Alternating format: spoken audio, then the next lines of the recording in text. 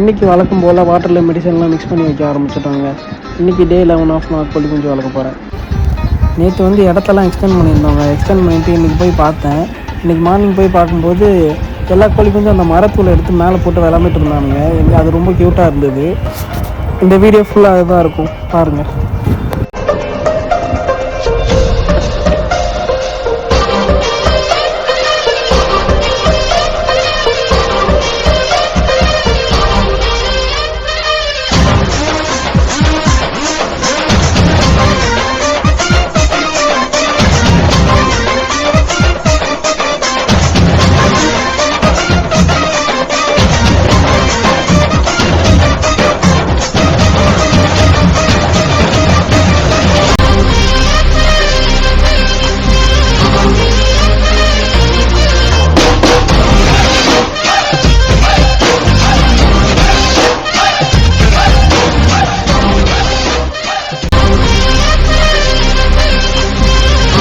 தண்ணி தீனி வைக்கிற எல்லா வேலையும் முடிஞ்சிச்சுங்க.